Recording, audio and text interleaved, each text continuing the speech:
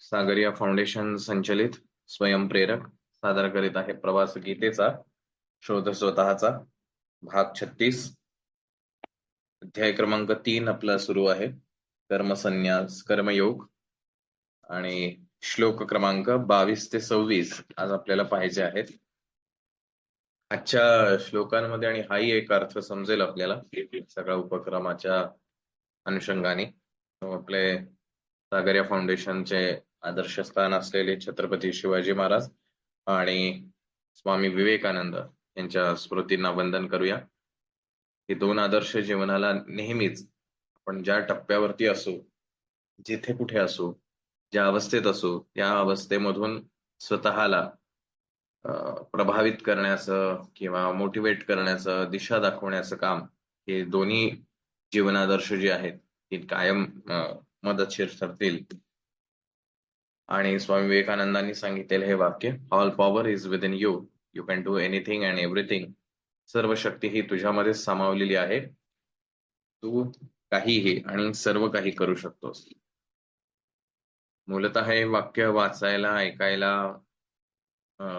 कुठेतरी लिहून ठेवायला छान आहे, परंतु ते झिरपायला आणि ते आत्मसात होऊन तशी कृती घडायला फार मेहनत आहे.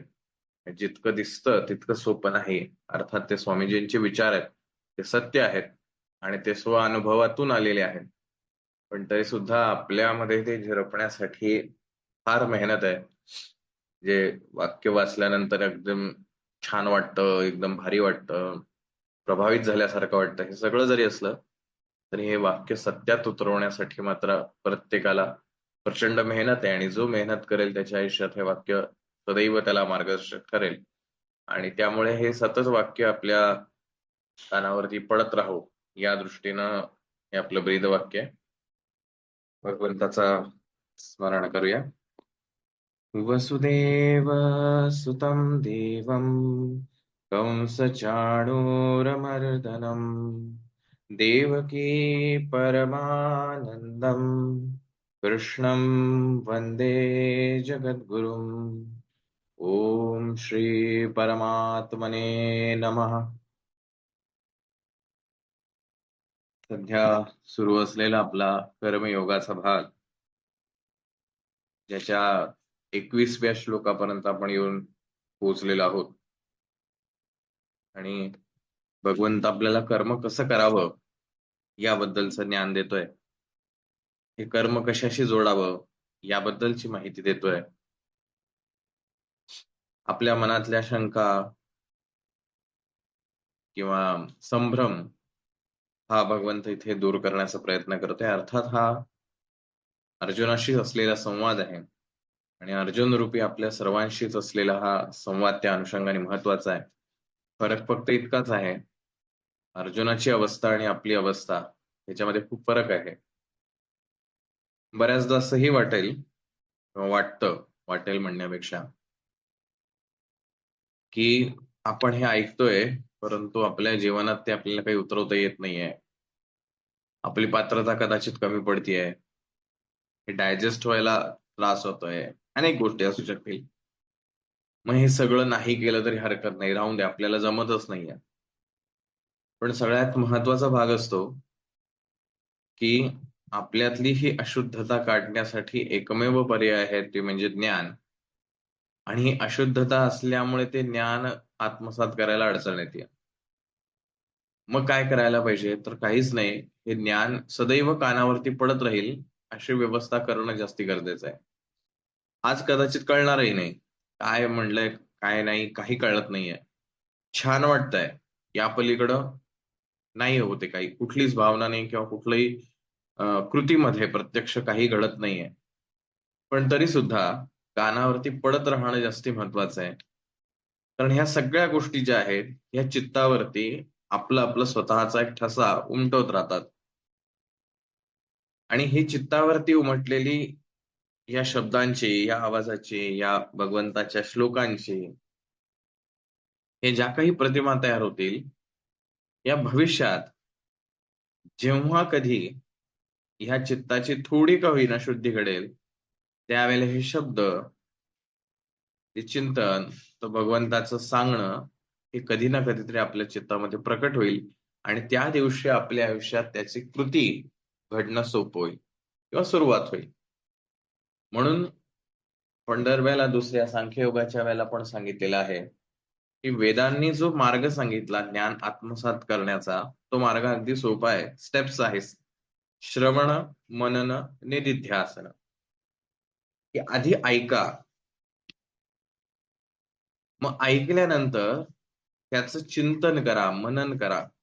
म्हणजे काय? तोच विचार त्याच्यावरती चिंतन करत राहतो, मनामध्ये घोळत ठेवा. त्याच्या अनेक अनुषंगाने तुम्हाला ज्या काही तुमच्या प्रतिक्रिया मनात उमटत असतील, त्या सगळ्या त्या विचारांच्या निमित्तानं घडू द्या. हे चिंतन आहे, मनन आहे. आणि मग ह्या चिंतनातून, मननातून जे काही निष्पत्ती होईल, ती गोष्ट कृतीमध्ये आपोआप घडायला सुरुवात होईल. म्हणून मला काही येतच नाही, असं म्हणत राहण्यापेक्षा कानावरती पडत ठेवूया. एक ना एक दिवस आयुष्याच्या कुठल्यातरी टप्प्यावरती याचं मननामध्ये रूपांतर होईल. कधीतरी विचार करू आणि हे तुमच्या आमच्या बाबतीतच घडतंय अशातला भाग नाही. अनेक मोठ्या लोकांच्या बाबतीत सुद्धा हेच घडलंय. की अगदी आपण सुरुवात करू वाल्मिकी जे ऋषी आहेत, ज्यांनी रामायण लिहिलं. त्या वाल्मिकी ऋषींची तरी हिस्ट्री कुठे वेगळी आहे. एक सामान्य आदिवासी व्यक्ती जो लूटमार करून किंवा वाटसरूंना अडवून त्यांच्याकडनं पैसे घेऊन जीवन जगतोय, सामान्य व्यक्ती आहे. रोजी-रोटी कमवणं हेच त्याचं एकमेव काम आहे आणि त्यासाठी जे काही त्याला योग्य वाटलं ते काम करत राहिला. अनेक वर्ष त्यांनी अनेक लोकांना मारलं गेलं असेल, अनेकांचे पैसे, दागिने, अनेक गोष्टी लुटल्या असतील. मग म्हणजे आपल्यापेक्षा तरी तो जास्ती क्रूर असं म्हणायला हवं. पण अशाच कोणा एका काळी एक नारद मुनी नावाचा ऋषी तिथे भेटला. मग तो आला. मग त्या नारदांनी सांगितलं, "अरे, हे तू सगळं करतोयस त्याचा उपयोग काय?" आणि त्यातनं उपरती झाली. आणि मग म्हणला, की "बाबा ठीक आहे, आता मला कळलं. मग काय करायला हवं?" आणि मग रामनामाचा जप झाला.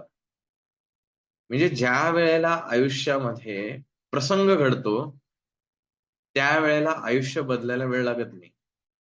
आणि त्यावेळेला ह्या ज्या सगळ्या स्मृती आहेत, त्या आजपर्यंत कानावरती साठल्या गेल्या असतील, त्यातली एक चिंगारी पेटते आणि ती संपूर्ण चित्ताला प्रज्वलित करते आणि आतमध्ये ज्ञानाचा दिवा तेवायला सुरुवात होतो. हे झालं त्या वाल्या कोळीच्या बाबतीतले. तोच वाल्या कोळीनंतर वाल्मिकी झाला. अगदी आधुनिक युगातले सुद्धा अनेक लोक असे आहेत, की सामान्य जीवन जगत होते. सडनली आयुष्यात अशी काही गोष्ट घडली, प्रसंग घडला आणि तिथून त्यांच्या जीवनाला कलाटणी मिळाली आणि ते दैदिप्यमान त्यांचं कार्य करू शकले. आता ही सगळी झाली उदाहरणं मोठ्या लोकांची. अशी अनेक आहे. अब्दुल कलाम असेल, महात्मा गांधी असतील. काय आयुष्य होतं, किती व्यवस्थित सगळं जीवन चालू होतं. बॅरिस्टर होते. सधन कुटुंबात नव्हते, त्यामुळे बॅकग्राऊंड स्ट्रॉंग आहे. परंतु जो काही प्रसंग त्यांच्या आयुष्यात घडला, की जिथून त्यांना ती संवेदना जागी झाली आणि मग महात्मा गांधी हा प्रवास सुरू झाला. त्यामुळे एक सामान्य व्यक्तीच कोणीही असो, पण ज्याला तो प्रसंग घडतो, त्या प्रसंगातूनच माणूस बदलतो. आणि हा बदललेल्या माणसाला हे ज्ञान जे आहे ते मदत करतं. त्यामुळे आज जरी आपल्याला ह्या गोष्टी कळल्या, नाही कळल्या, थोड्याच कळल्या, पण काल कळल्या होत्या, आता आज विसरून गेलो, असं जरी सगळं वाटत असलं, तरी सुद्धा त्या कानावरती पडून त्याचं श्रवण होणं हे जास्ती महत्वाचं आहे. आणि म्हणून आपल्याकडे आपण असं म्हणतो, की श्रवण भक्ती ही सुद्धा महत्वाची आहे. आता श्रवण भक्ती म्हणजे काय? तर कानावरती त्या गोष्टी सातत्याने पडत राहणं. त्या तुम्ही आत्मीयतेनं ऐकणं. म्हणजे मी रस्त्याने चाललो होतो आणि काहीतरी माझ्या कानावरती पडलं, ती श्रवण भक्ती होत नाही, ती फक्त श्रवणच होतं. अनेकांना असं वाटतं, की नुसतं कानावर पडलं तरी ती श्रवण भक्ती झाली. म्हणजे मी काम करत राहतो, आपल्या कानावरती स्पीकरचा आवाज चालू आहे, त्याला श्रवण भक्ती म्हणत नाहीत. हां, ते श्रवण नक्की होईल. जर त्याला श्रवण भक्तीमध्ये कन्व्हर्ट करायचं असेल, तर जे काही कानावरती पडतं आहे, त्या पडणाऱ्या ध्वनीशी स्वतःला तादात्म्य पावणं आवश्यक आहे. त्या ध्वनीशी एकरूप होणं आवश्यक आहे. तर ती श्रवण भक्ती होईल, की बाबा ठीक आहे, मला वाचायला जमत नाहीये किंवा वाचण्यासारखी माझी परिस्थिती नाहीये. मला काहीतरी काम आहे आणि ते काम करता मला हे पण करायचं आहे. सगळं मान्य आहे. मग तुम्ही त्या श्रवणाकडे लक्ष ठेवून तुमचं काम करत राहिला तर ती श्रवण भक्ती घडेल. अन्यथा मी माझं काम करतोय आणि कानावरती काही ना काहीतरी आदळत चाललंय, ती श्रवण भक्ती होत नाही, ते केवळ श्रवण होतं. मग हे श्रवण भक्ती घडल्याने काय होणार आहे? तर आपल्यामध्ये इच्छा निर्माण होते, की अरे आपण पण वाचावं. एकदा काही इच्छा निर्माण झाली, की मला वाचायचं आहे. इच्छा ही जगातल्या सगळ्या गोष्टींची जननी आहे. या जगात जे जे काही निर्माण झालेलं आहे, जे काही अगदी पुराण कालापासून आधुनिक कालापर्यंत आणि यापुढेच्या जगामध्ये होणाऱ्या घटनेमध्ये, या सगळ्यामध्ये इच्छा, कोणाच्या तरी मनात इच्छा निर्माण होते आणि तिथून त्या गोष्टीची निर्मिती होते. कोणाला तरी असं वाटलं असेल, की असं एखादं साधन असावं, जे एका ठिकाणावरून दुसऱ्या ठिकाणावरच्या व्यक्तीशी बोलता यावं आणि त्यातनं त्यांनी संशोधन करत, करत, करत मोबाईलचा शोध लागला. सुरुवात मात्र इच्छेपासूनच होते. त्यामुळे माझ्या मनात ही इच्छा निर्माण झाली, की मला वाचायचं आहे. मग त्या इच्छेला अनुरूप जगात अशा काही गोष्टी घडत जातात, की तुम्हाला ते वाचण्यासाठी आजूबाजूची परिस्थिती बदलत जाते. आणि ही परिस्थिती बदलल्यानंतर तुमच्या आयुष्यात वाचण्याचा योग येतो. आता हे वाचल्यानंतर, आता हे मी वाचलं पहिल्यांदा जेव्हा मी वाचणार आहे, मला अतीव आनंद होणार आहे. मी इतके दिवस फक्त ऐकत होतो. आता मी स्वतः वाचलंय ती गोष्ट. अत्यंत आनंद होतो. पण हा पहिल्या वाचण्याच्या वेळेला झालेला आनंद दुसऱ्या वाचण्याच्या वेळेला तेवढाच राहतो असं अजिबात होत नाही. थोडासा कमी होतो. मग अजून थोड्या वेळात परत वाचन झालं, की मग त्यातला तो आनंद जो आहे तो अजून कमी-कमी होत जातो. आणि नंतर ती गोष्ट इतकी सरावल्यासारखी आपल्याला होते, की त्यातला आनंद राहून जातो, फक्त वाचन होतं. मगाशी जसं श्रवण भक्तीमध्ये फक्त श्रवण घडतं, तसं इथं वाचनामध्ये भक्ती घडतच नाही, फक्त वाचन घडतं. मग सुरुवातीला जे काही आपल्या आयुष्यात वाचन पहिल्यांदा मी केल्यानंतर त्या तन्मयतेने, त्या भक्तीनं, त्या एकरूपतेनं जे काही वाचन केलंय, त्यातनं जे काही मला एक्सपिरियन्स मिळालंय, ते एक्सपिरियन्स कसेही असू शकतात. फॉर एक्झाम्पल, एखादा व्यक्ती देवाची पोथी वाचण्यासाठी त्याची इतक्या वर्षांची इच्छा होती आणि काही ना काहीतरी गोष्टी घडल्या आणि फर्स्ट टाईम त्याला ती गोष्ट वाचण्याची संधी मिळाली. तर तो इतका आनंदित असतो, की देवा तुझ्या कृपेने मला हे वाचायला मिळतं आहे. तर आता ह्या वाचनाचं फळस्वरूप मला असं-असं माझं काम होऊ दे, असं तो म्हणतो. आणि असं म्हटल्यानंतर त्याच्या पहिल्या वाचनानंतर त्याला ती अनुभूती येते. त्याचं जे काही ते काम बोललेलं असेल किंवा अडलेलं काम जे काही असेल ते त्याचं होतं. आता सेकंड टाईम जे आहे ते पुन्हा ज्यावेळेला त्याला वाचायची ती संधी मिळेल, तेवढा पहिल्यांदा जी एक्साइटमेंट असते ती सेकंड टाईम राहत नाही. तो सेकंड टाईम आपण असं धरूया की 50% झाली. आता सेकंड टाईम वाचताना सुद्धा तो पुन्हा काहीतरी इच्छा व्यक्त करणार आहे, की देवा मागच्या वेळेला असं छान केलंस तू माझं. यावेळेला पण काहीतरी समस्या आहे, काही ना काहीतरी इच्छा आहे. तर ती बोलून दाखवतो तो. तर 50% कॉन्सन्ट्रेशननी ती गोष्ट वाचल्यामुळे जे काही त्यांनी ती इच्छा धरली आहे, ती 50%च फुलफिल होते. म्हणजे काय? तर ती गोष्ट घडण्यासाठीची फक्त परिस्थिती निर्माण झाली, पण गोष्ट घडलेली नाही. मग थर्ड टाईम ज्यावेळेला तो वाचायला जातो, त्यावेळेला थर्ड टाईम पुन्हा तेवढी एक्साइटमेंट राहत नाही. तेवढी एकरूपता होत नाही. तेवढा तादात्म्य भाव मिळत नाही. मग 30% आला. पुन्हा तो इच्छा करणार आहे, देवा मागच्या वेळेला ते 50%च झालं. यावेळेला पुढचं काम कर. पुन्हा 80% वर झालं. आता थर्ड टाईम वाचणार आणखीन 20% वर म्हणजे आता पहिली इच्छा पूर्ण व्हायला एकच पारायण पुरेसं पडलं. दुसरी इच्छा पूर्ण व्हायला 3 पारायणांची गरज पडली. आता तिसरी इच्छा ज्यावेळेला तो बोलतो, त्यावेळेला ते 50%, 30%, 20% राहत नाही. ते 10%, 20%, 10% अशा पर्सेंटेजमध्ये राहतं. मग आता थर्ड टाईम जी इच्छा पूर्ण होण्यासाठी मला 10 पारायणं करावी लागतात. मग ज्या वेळेला ही पारायणांची संख्या वाढायला लागते, माणसाचा पेशन्स, संयम ज्याला म्हणतो, धीर तुटत जातो. कारण त्याला माहिती आहे माझं पहिलं काम माझं पहिल्याच पारायणात झालं होतं. आता मी 4-4 वाचतोय तरी माझं काम होत नाही. मग आता 5 वाचतोय माझं काम होत नाही. 10 वेळा वाचल्यानंतर कुठेतरी काम होतं. मग तो म्हणतो, "आता काही माझी देव कामं करत नाही." मूलतः ह्याच्यामध्ये देवाचा काहीच दोष नाही. ते जे कॉन्सन्ट्रेशन आहे, ती जी एक्साइटमेंट आहे, ती जी एकरूपता जी आहे, जी फर्स्ट टाईम लाभली होती, ती पुढे राहत नाही. कारण माणसाचा स्वभाव आहे. एखादी गोष्ट पहिल्यांदा ज्यावेळेला तू करतो त्यावेळेला त्याच्यामध्ये जी आतुरता असते किंवा त्याच्यामध्ये जे त्याचं एकरूप होणं त्या गोष्टीमध्ये असतं. मग तो एखादा पदार्थ असेल, एखादं नवीन ठिकाण फिरणं असेल, एखाद्या माणसाला भेटणं असेल, एखादा पिक्चर पाहणं असेल, एखाद्या आणखीन काही पण असेल. हे सगळं जे पहिल्यांदा घडल्यानंतर जी भावना असते ती तेवढीच शेवटपर्यंत राहते. मग संयम सुटत जातो आणि मग माझी कामं का होत नाहीत असं मग मनाला चिंता वाटायला लागते. पुन्हा उतरत्या कळायला लागतं. म्हणून श्रवण हे सगळ्यात महत्वाचं आहे. कंटिन्युअस कानावरती पडणं हे जास्ती महत्वाचं आहे. ज्याला संस्कृतमध्ये असं म्हणतात की कर्णशुद्धी. की कानांना अनेक गोष्टी ऐकण्याची सवय लागलेली आहे. लहानपणापासून आपण कितीतरी गोष्टी कानावर पडलेल्या आहेत.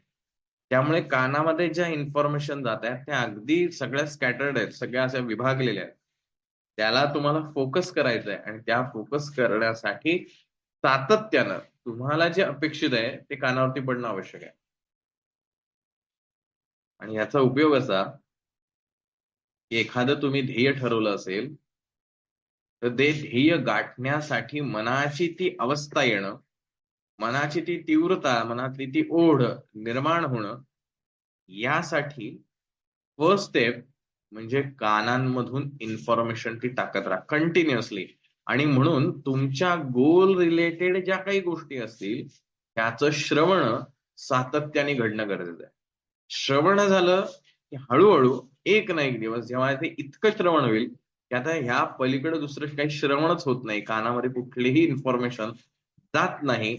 दॅट टाइम सेकंड स्टेजवर येतो की मन आता चिंतन करायला लागतं की आता हे जे कानावरती पडते, ही जी सगळी इन्फॉर्मेशन येते, या सगळ्या इन्फॉर्मेशनचा उपयोग युटिलायझेशन होणं आवश्यक आहे.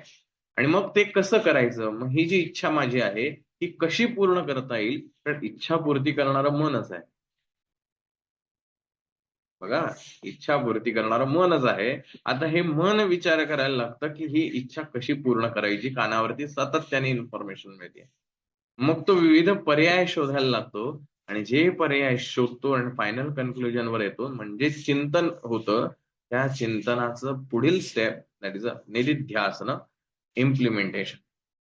ती गोष्ट कृतीत घडायला लागते आणि मग तुम्ही जे काही ध्येय ठरवलं असेल, ते ध्येय तुमचं पूर्ण होतं. श्रवण, मनन, निधिध्यास या 3च स्टेप्स आहेत जगातल्या कुठल्याही गोष्टी घडण्यास. करून बघा. तुमच्या आयुष्यात आजवर जे जे काही घडलं असेल त्याच्यासाठी सुद्धा तुम्ही हे विचार करा, की ह्या 3 स्टेप मधनंच झालंय. कधीतरी आपण एक उदाहरण दाखल घेऊया, की एखादा पदार्थ आहे. तो पदार्थ तुम्हाला खायची इच्छा झाली. का इच्छा झाली? कोणीतरी तुमचा मित्र, मैत्रीण, सहकारी, घरातले कोणीतरी त्या विषयाचं फार कौतुक केलं, की हा पदार्थ इतका सुंदर आहे, असा आहे, तसा आहे वगैरे, वगैरे. आता हे सगळं ऐकल्यानंतर तुमच्या मनात इच्छा निर्माण झाली, की मला हा पदार्थ खायचा आहे.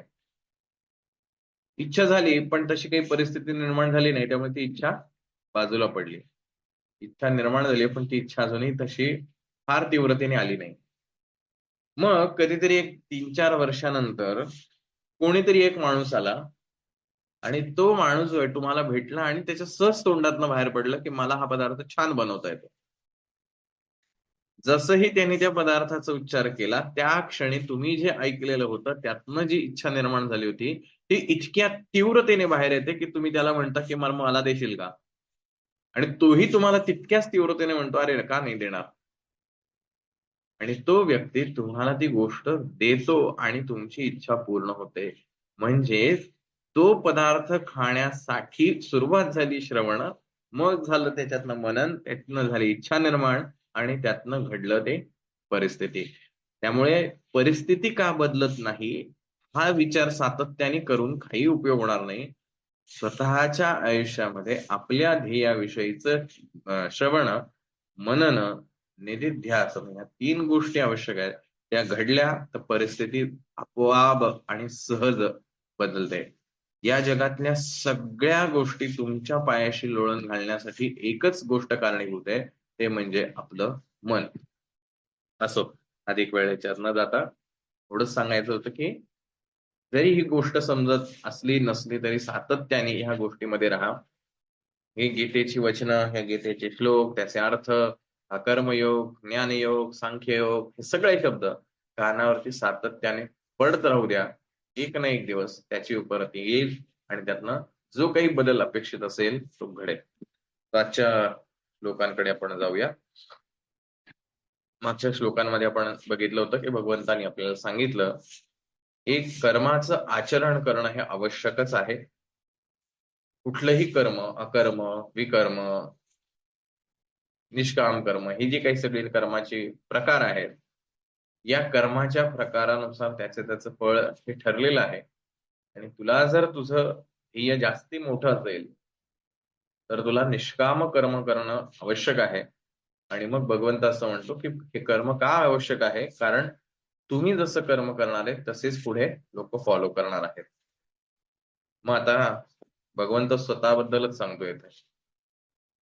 श्लोकाकडे जाऊया. श्लोक क्रमांक 22. साधे साधे छोटे छोटे श्लोक आहेत, पण तरी आपल्याला त्यातनं काही चांगल्या गोष्टी शिकण्याचा प्रयत्न करायचा. न मे पार्थास्ति कर्तव्यम् त्रिषु लोकेषु किंचन नानवाप्तम् अवाप्तव्यम् वर्त एव च कर्मणि. हे पार्थ, त्रिषु लोकेषु, तिन्ही लोकात, मे, मला, किंचन कर्तव्यम, कोणतेही कर्तव्य किंवा काय कर्तव्य, न असती, नाही, च, आणि, अव्याप्तम, प्राप्त करून घेण्यास योग्य वस्तू, अनवाप्तम, न, मिळालेली नाही असेही नाही, तथापि तरी सुद्धा कर्मणी एव, कर्माचे आचरण, वर्ते, मी करीतच आहे. हे पार्था, मला या तिन्ही लोकात काही कर्तव्य नाही आणि मिळवण्याजोगी कोणतीही वस्तू मिळाली नाही असे नाही, तरीही मी कर्तव्य कर्म करीत असतो. आता याच्यामध्ये एक गोष्ट आहे, आपल्याला एक परिचित शब्द असेल, कार्य कारण, और कॉज अँड इफेक्ट. प्रत्येक गोष्ट घडण्यासाठी एक कारण असतं आणि कारण असल्याशिवाय कार्य किंवा गोष्ट घडत नाही. मग आता जेव्हा कर्म करायचं आहे म्हणजे काहीतरी घडणार आहे, तर त्याच्या मागे काहीतरी कारण असणं आवश्यक आहे, कॉज असणं आवश्यक आहे. मग हे कॉज काय आहे, तर भगवंताने इथे अगदी सिंपल याच्यामध्ये उदाहरण देऊन किंवा शब्दामध्ये सांगितलंय. तो म्हणला, मी स्वतः म्हणजे परमेश्वर, मला कर्म करण्यासाठी कोणतंही कर्तव्य नाहीये की ही माझी ड्युटी आहे, हे माझं काय म्हणूया, ड्युटीज आपण म्हणूया, की मला हे केलंच पाहिजे असं काही मला नाहीये. मी नाही केलं तरी काही फरक पडणार नाही, मला कोणी कंप्लेंट करणार नाही किंवा मला कोणी बोलायला येणार नाही, काही होऊ शकत नाही. म्हणजे पहिलं गोष्ट कर्म घडण्यामागचं असतं कर्तव्य. स्वतःला प्रश्न विचारून बघा की आपल्या आयुष्यात आपण जे जे काही कर्म करतोय, सकाळी उठल्यापासून रात्री झोपेपर्यंत, आपण फ्युचर प्लॅनिंग करत असतो. आफ्टर 5 इयर्स मला ही गोष्ट अपेक्षित आहे, माझ्या आयुष्यात हे घडणं आवश्यक आहे, वगैरे वगैरे. भूतकाळात घडून गेलेल्या गोष्टी बघा, ही जी काही सगळी कर्म घडली त्यामागे एक कारण होतं, ते म्हणजे कर्तव्य. मी अभ्यास का करतो किंवा करत होतो, कर्तव्य होतं मला. विद्यार्थी आहे, विद्यार्थी दशेमध्ये मला अभ्यास केलाच पाहिजे, अभ्यास केला तरच मी पास होणार, तरच पुढे जाईल, तरच पुढच्या गोष्टी घडतील, हे माझं कर्तव्य होतं. म्हणून मी कर्म करत होतो आणि मग ते कर्म घडलं, इफेक्ट घडला त्याचा जो काही असेल. मी जेवढं कर्म केलं तेवढेच मला मार्क मिळाले. फिनिश. दुसरं कारण काय आहे कर्म घडण्यामागं, ते म्हणजे नानवाप्तम अवाप्त्यम अवाप्त्यव्यम, की मला काहीतरी मिळवायचं आहे असं पण नाहीये, असं भगवंत म्हणतो. म्हणजे माझी काहीतरी इच्छा आहे म्हणून मी कर्म करतो. म्हणजे ही इच्छा किंवा मला काहीतरी मिळवायचं आहे, हे जे काही म्हणणं आहे, हे झालं कारण. आणि मग त्या कारणाच्या अनुषंगाने घडतं ते कर्म. Cause and effect. कारण आहे म्हणून कर्म घडत आहे. मग भगवंत इथे म्हणतो हे दोन्ही माझ्या आयुष्यात नाहीये. म्हणजे माझ्या बाबतीत जर विचार कराल तर मला कर्तव्य म्हणून पण काय नाहीये आणि मला काहीतरी मिळवायचं आहे, ज्याची कमतरता माझ्याकडे आहे, ते मला मिळवायचंय म्हणून पण असं नाही, कारण माझ्यापेक्षा या जगात पूर्ण स्वरूप असलेलं दुसरं कोण आहे? माझ्यामध्ये अपूर्णत्व काहीच नाहीये. आणि म्हणून माझ्या आयुष्यात कर्म करण्याचं खरं तर काहीही कारण नाही, असं भगवंत इथे आपल्याला सांगतो. स्वतःला विचारून बघा, आपण का कर्म करतोय? या दोनपैकी एक कारण असलं पाहिजे. एक कर्तव्य म्हणून, किंवा आपल्याकडे जे नाही ते मिळवायचंय म्हणून. तुम्ही म्हणाल माझ्याकडे काय नाहीये. तुमच्याकडे बघा काय नाहीये. ज्याचा शोध घेत आहे तेच नाहीये ना, म्हणून तर शोध घ्यावा लागतो. आणि ते शोध घेण्यासाठी मी वेळोवेळी प्रयत्न करतोय, ते म्हणजे मला सुख हवंय. मग ते सुख मिळवण्यासाठी मला असं सांगण्यात आलं लहानपणापासून, की अरे हे सुख जे आहे ना, तुझ्याकडे भरपूर पैसे आले ना, म्हणजे तुला ते सुख विकत घेता येईल. तू इतके पैसे कमव की ते सुख विकत घेता यायला पाहिजे. मग साधारण सुखाची अपेक्षा व्याख्या काय असते? की मला म्हणेल तेव्हा ती गोष्ट मिळवता यायला पाहिजे. मग सामान्य माणसं जे आहेत त्यांना ती गोष्ट सहज जमते अशातला भाग नाही. मग बँका कर्ज पुरवठा देतात, की तुम्ही सहज या आमच्याकडे. मग जाहिराती बघा कशा असतात. विना तारण कर्ज मिळेल, 2 मिनिटात तुमचं लोन अप्रूव्ह केलं जाईल, वगैरे वगैरे. कारण का? सुख. की माझ्याकडे आत्ता पैसे नाहीयेत, पण मला ती गोष्ट आत्ता हवी आहे. ठीक आहे, हरकत नाही. तुम्ही घेऊ शकता. आणि मग त्याच्यासाठी बँकिंग व्यवस्था अस्तित्वात आली, की बँकिंग व्यवस्था कर्ज पुरवठा करते, त्याच्यावर इंटरेस्ट घेते आणि त्याच्यावरती त्यांची व्यवस्था चालू राहते.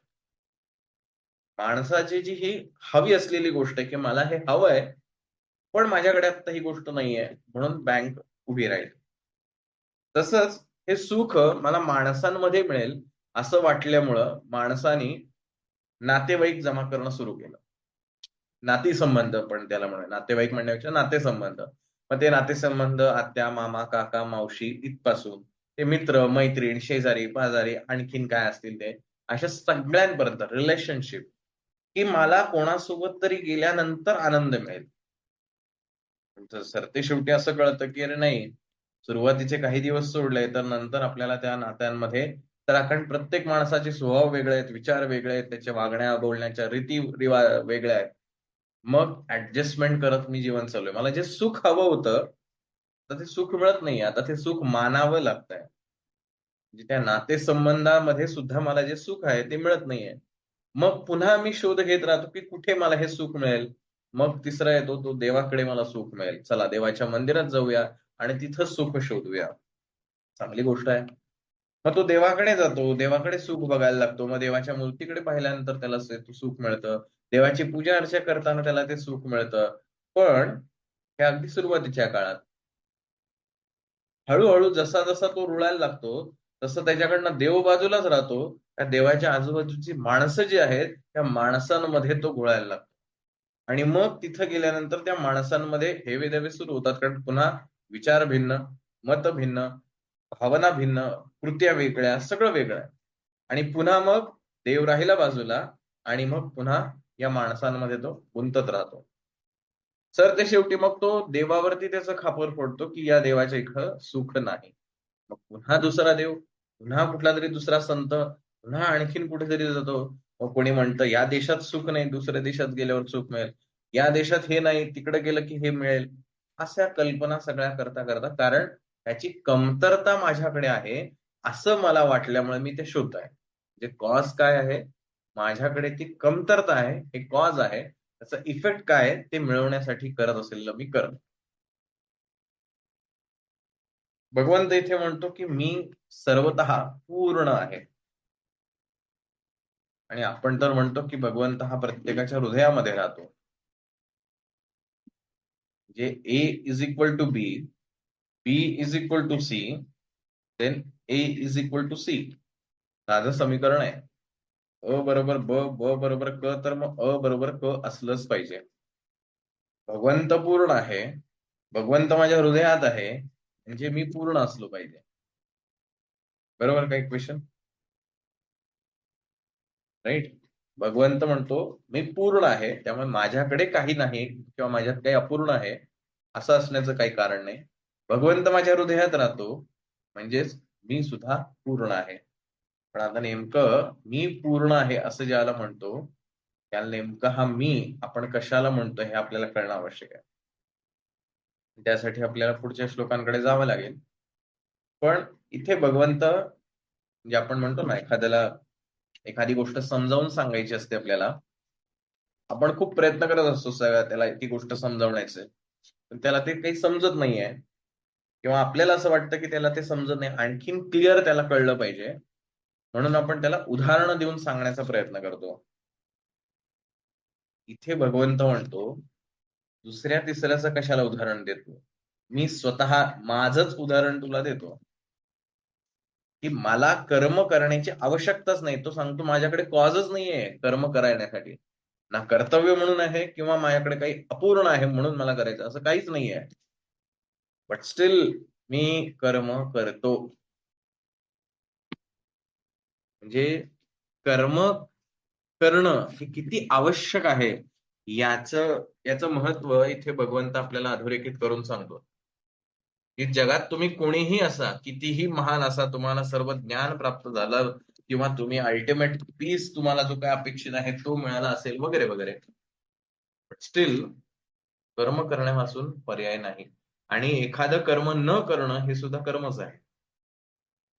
मी हे करणार नाही असं म्हणणं म्हणजे तुम्ही न करण्याचं कर्म स्वीकारलेलं आहे. हे तितकंच सोपं आहे.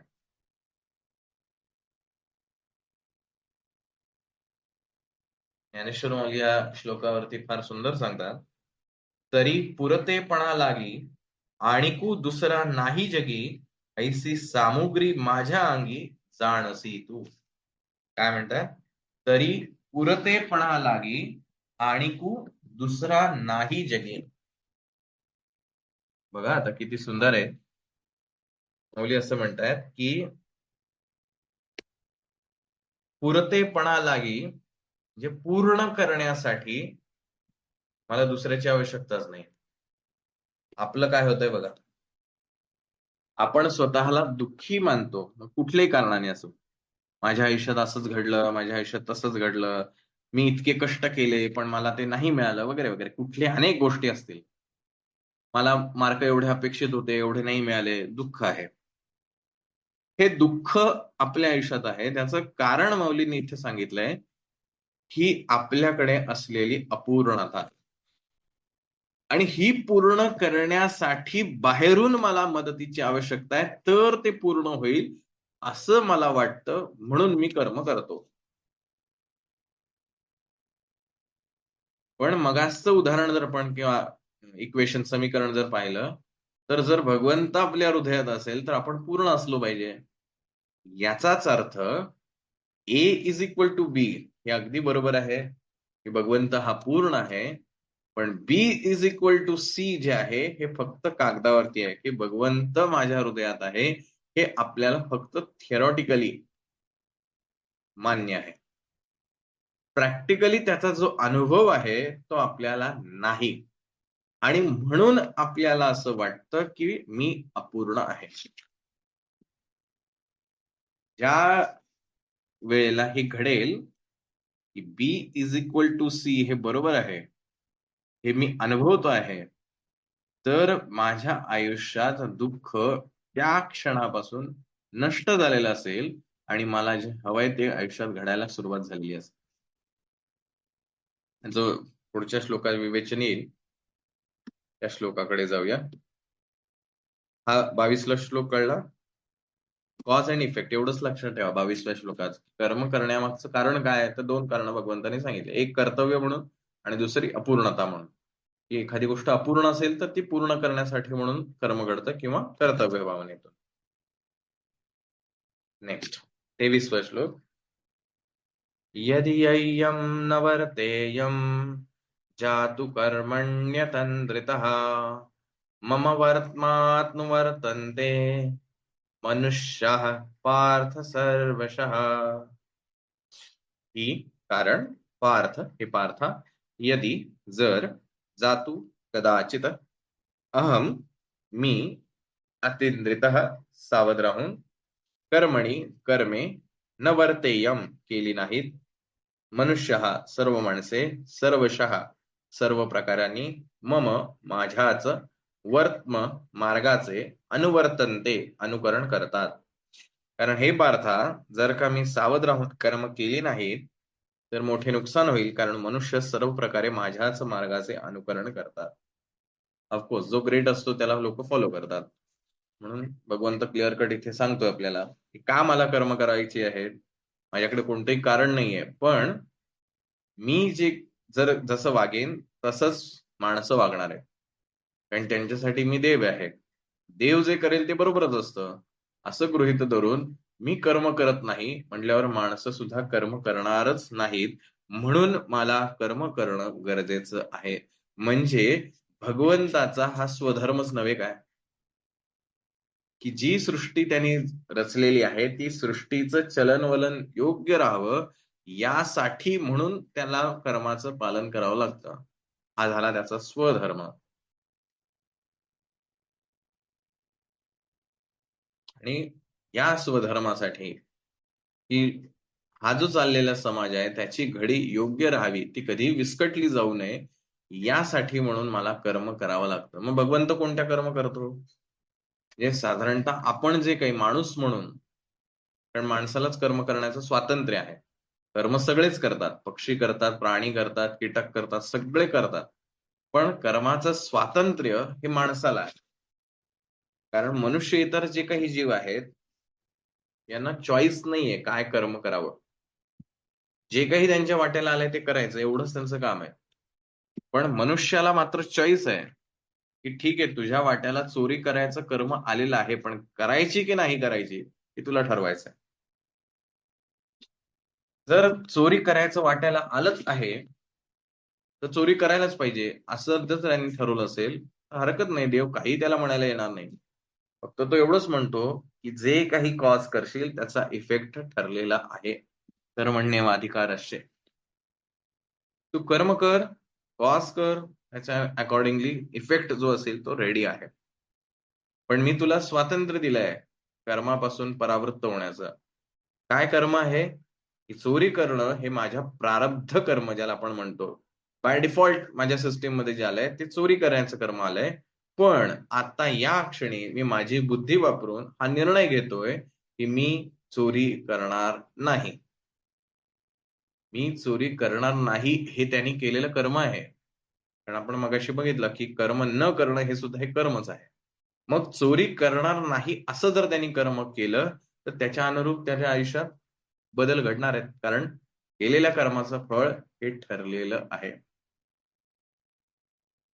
माझ्या आयुष्यात जे काही माझं आयुष्य चालू आहे, मी सकाळी उठतोय, माझी डेली रुटीनची जी कामं आहेत, ही सगळी करतोय.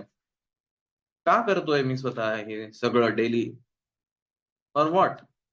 काय उद्देश आहे माझा ह्या सगळ्या? नाही आता माझ्या आयुष्यात हेच आलंय ना, मग मला हेच करावं लागेल. पण जन्माला कुठे यावं हे तर माझ्या हातात नव्हतं. ते मागच्या जन्मात ठरवायचं होतं. मग मागच्या जन्मात जे काही कर्म केली असतील त्याच्यानुरूप मला हा जन्म मिळालेला आहे. ओके. आता मी हे का करतोय माझ्या आयुष्यातली कर्म? I don't know. जसं ती चावी दिलेली खेळणी असतात. चावी दिली, की त्याचं एक ठरलेले कृती असते जी काय असेल ती. काय झांजा वाजवेल, अजून काय ढोलकं वाजवेल, अजून वाजवेल. जोपर्यंत चावी आहे तोपर्यंत त्याचं ते काम चालू राहतं. चावी थांबली, की तो थांबतो. आपलं आयुष्य त्या खेळण्याच्या जे काही खेळणं आहे त्या खेळण्यासारखं आहे का? बाय डिफॉल्ट मागच्या माझ्या कर्मानुसार माझं जे आयुष्यातलं प्रारब्ध कर्म मिळालंय, मी मरेपर्यंत तेवढंच करत राहायचं. आणि जर तेवढंच करायचं असेल, तर मग मी मनुष्य म्हणून जन्माला येऊन उपयोग काय? म्हणजे मनुष्य म्हणून जरी जन्माला आलो, तरी मी प्राण्यासारखाच व्यवहार करतो आहे. मग विचार करा, आयुष्यभर प्राण्यासारखा व्यवहार केला. मिळालेलं प्रारब्ध कर्म ॲज इट इज जगत राहिलो. जे समोर आलं त्याच्यानुसार वर्तन करत राहिलो. पुढचा जन्म देव तरी देईल का मनुष्य म्हणून? तो म्हणेल मी जेव्हा तुला बाय चॉईस जगण्याची संधी दिली, तुला ती बाय डिफॉल्ट जगायचं होतं. की जे काही सिस्टम टाकली त्याच्यानुसार मी चालणार. मला बदलायचं नाहीये. मग तुला मी बाय चॉईस जगण्याची पुन्हा संधी का देऊ? त्यापेक्षा बेटर आहे की तू बाय डिफॉल्ट जा आणि त्यानुसार तुला मनुष्य इतर जन्म मिळू दे. म्हणजे पुढील जन्म माझा कोणता असावा हे मी याच जन्मात ठरवतो. देव नाही ठरवत आहे. देवाने मला संधी दिली.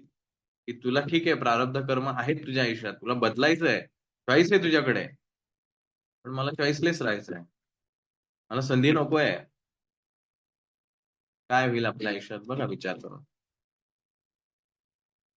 आपण देवावरती नावं ठेवायला आपण सदैव तत्पर असतो. आपल्याला दिलेली संधी नेमकी काय हे ओळखायला आपल्याला वेळ नाही. कारण आपलं जीवन आपलं बाय डिफॉल्ट चालू आहे. जे आलंय त्यानुसार चालू आहे. मी पाणी का पितोय? I don't know.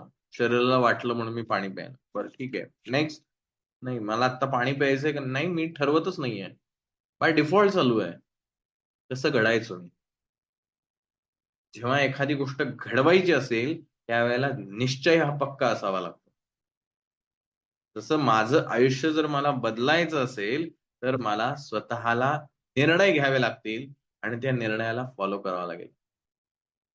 तर माझं आजचं आयुष्य उद्याच्या जीवनात बदलून दिसेल बदललेलं.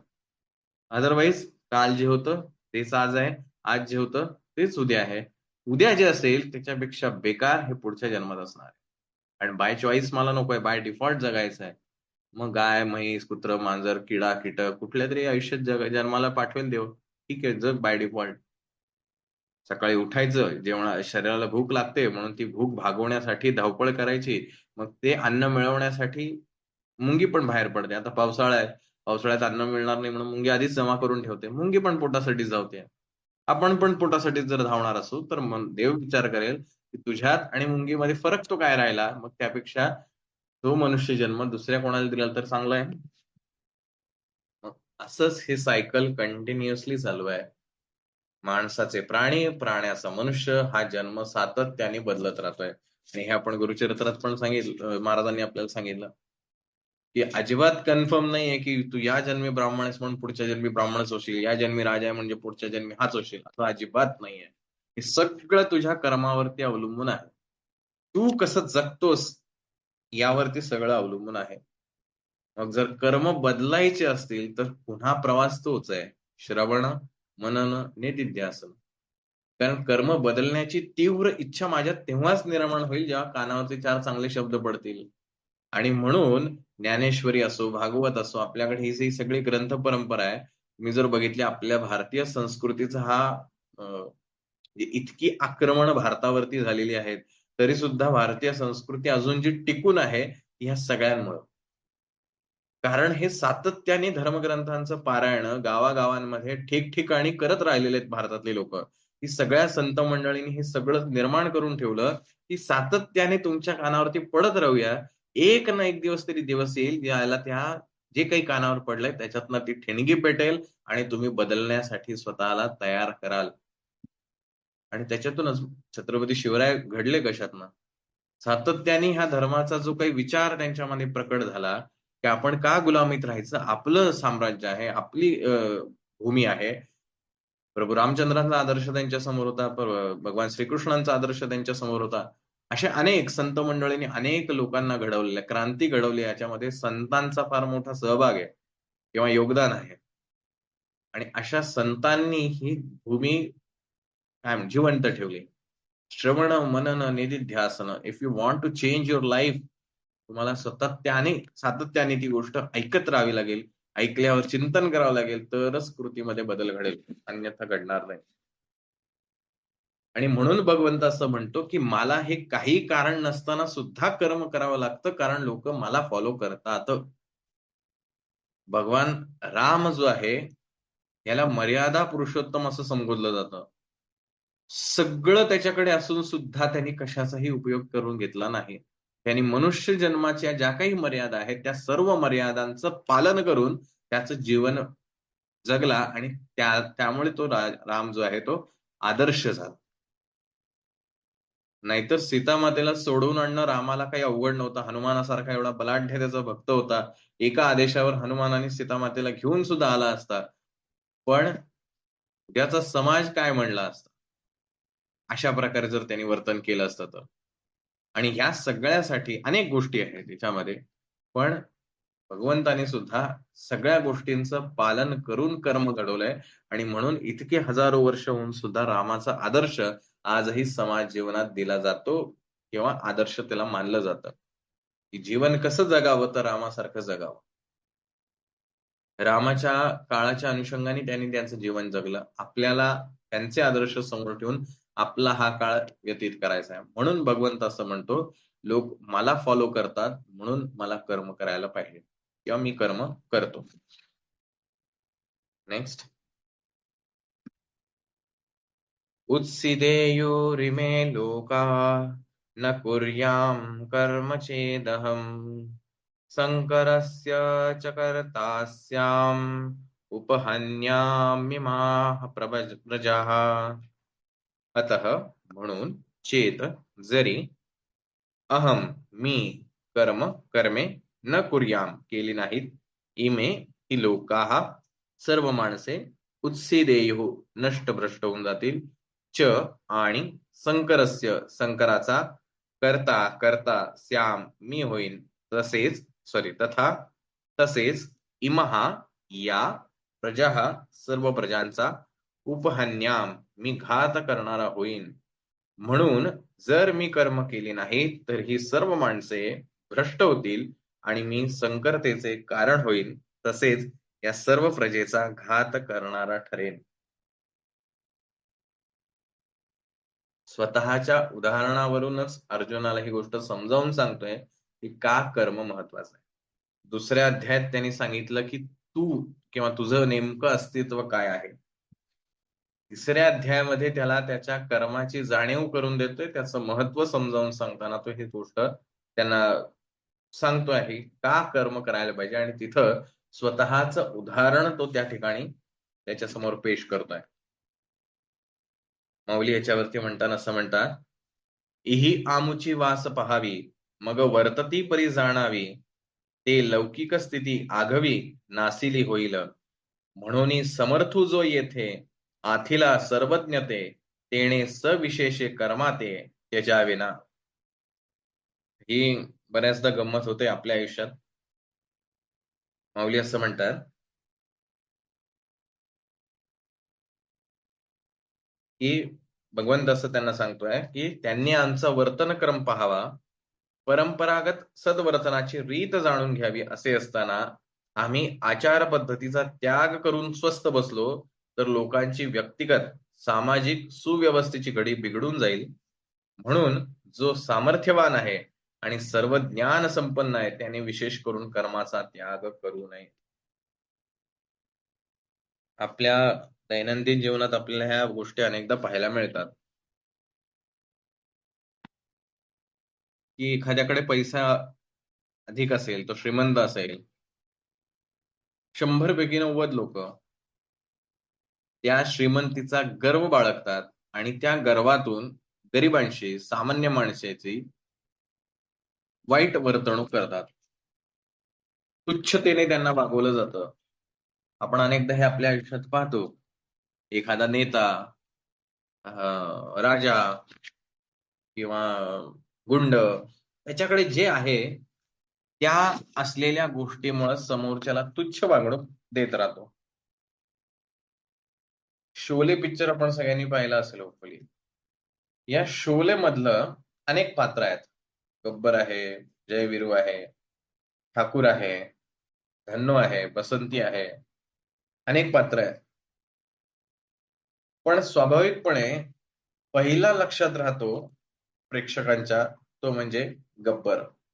त्याचे डायलॉग आजही बऱ्याच लोकांना पटवून पाठ असतात. मग राहते लक्षात ती धन्नो आणि बसंती.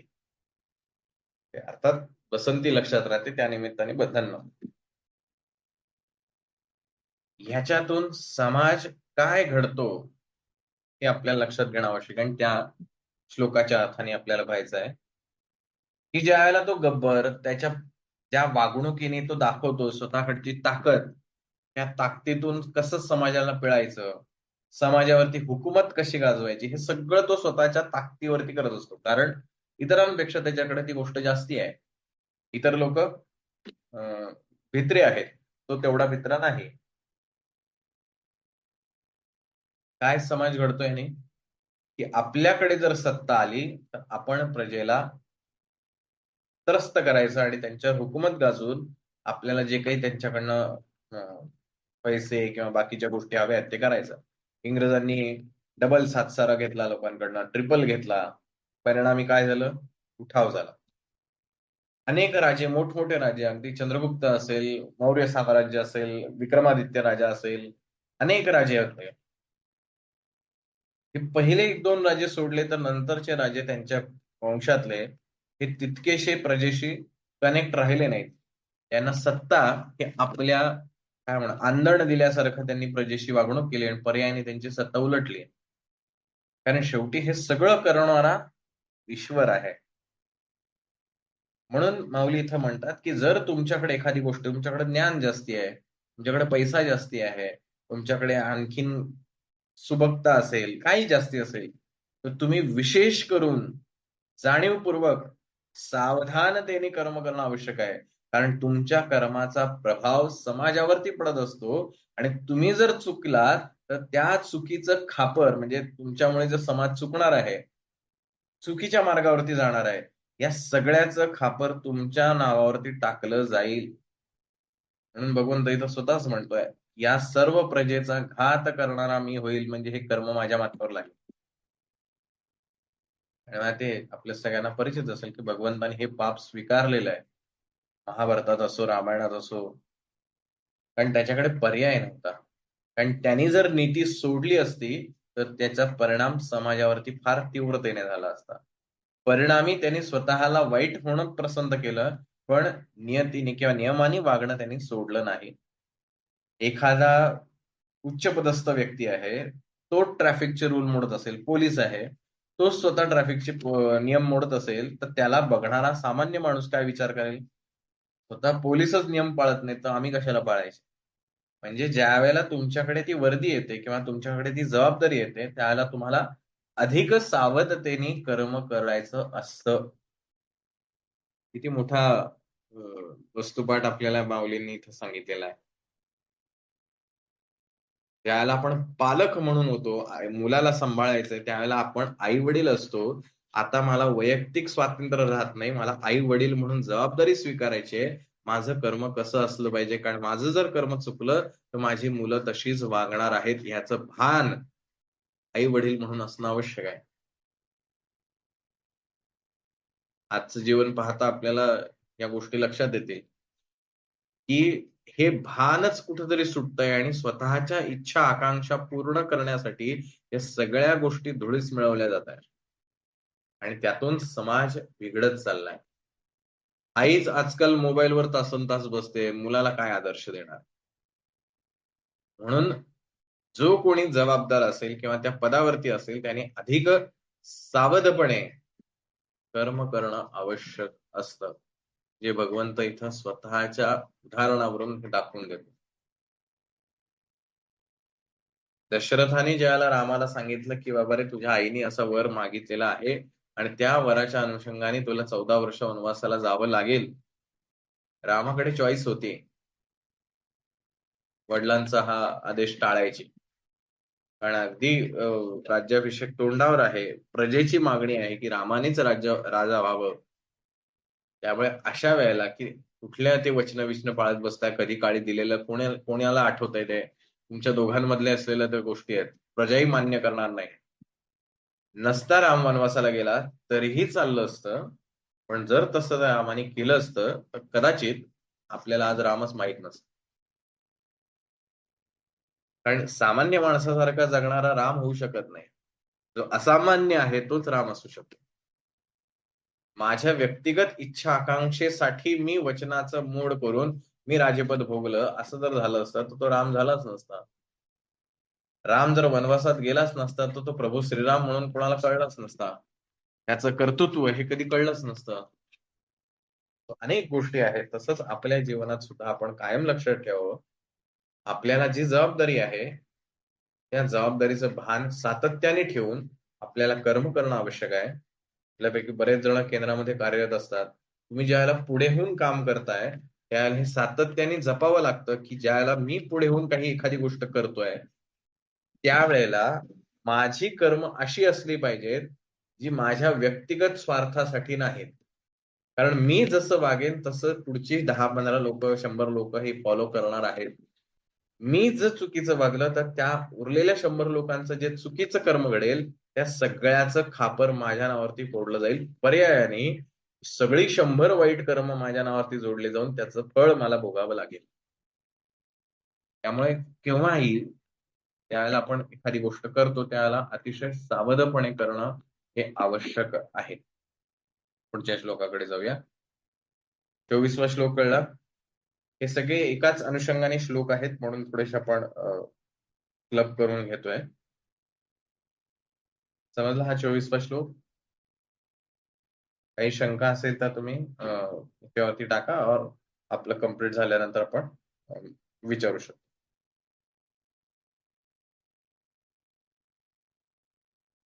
सक्ताः कर्मण्य विद्वांसो यथा कुर्वन्ति भारत कुर्याद् विद्वांस तथा सक्त चिकीर्ष लोकसंग्रहम्.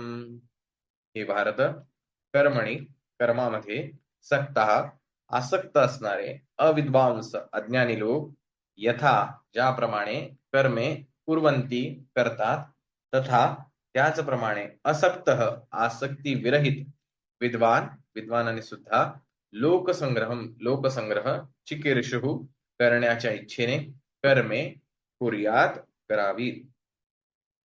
हे भारता कर्मात आसक्त असणारे अज्ञानी लोक ज्या रीतीने कर्म करतात त्याच रीतीने आसक्ती नसलेल्या विद्वानानेही लोकसंग्रह करण्याच्या इच्छेने कर्मे करावीत.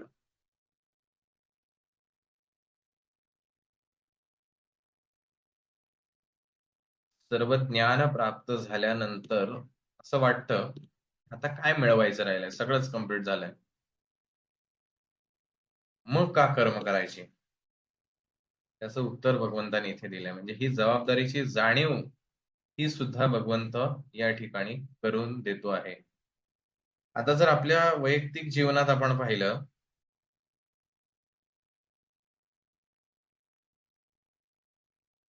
तर आपल्या सगळ्यांना एक गोष्ट माहिती आहे की म्हणजे आपल्या मनाचं 4 भागामध्ये विभाजन हे केलं जातं साधारणतः. त्याला अंतःकरण असं म्हटलं जातं. अंतःकरण चतुष्टय. मन, बुद्धी, चित्त आणि अहंकार. आता हा अहंकार जो आहे आपण अनेकदा असं म्हणतो की अहंकार नसला पाहिजे, अहंकार टाकला पाहिजे, अहंकार गिळून गेला टाकला गेला पाहिजे वगैरे वगैरे. पण हा अहंकार इगो खरंच जाऊ शकतो का? अहंकार मीन्स स्वतःची जी आयडेंटिटी आहे त्याच्याशी जोडलं जाणं.